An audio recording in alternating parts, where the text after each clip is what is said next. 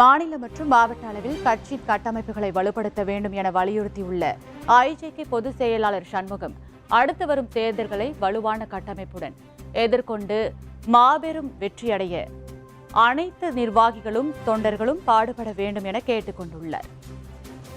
இந்திய ஜனநாயக கட்சியின் சார்பில் 2026 சட்டமன்ற பொதுத் தேர்தலில் நமக்கு 2 தொகுதிகள் ஒதுக்கப்பட்டது. ஒன்று குன்னம், இன்னொன்று பல்லாவரம்.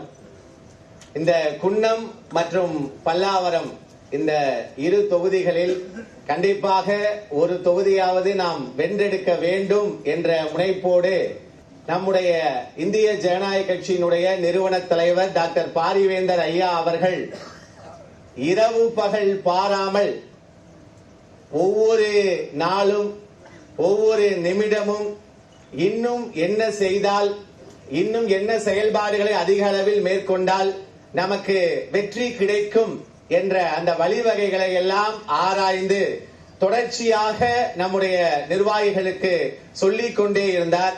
கட்டமைப்பை மட்டும் சரி செய்து வைத்துக் கொண்டோம் என்று சொன்னால் அவர்கள் நம்மை தேடி வருவார்கள். அது உங்கள் கையில் இருக்கிறது.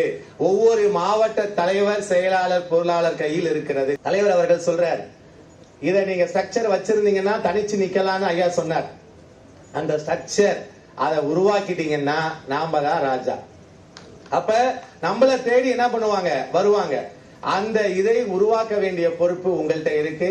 இனிமேற்கொண்டாவது அதை செய்ய வேண்டும்.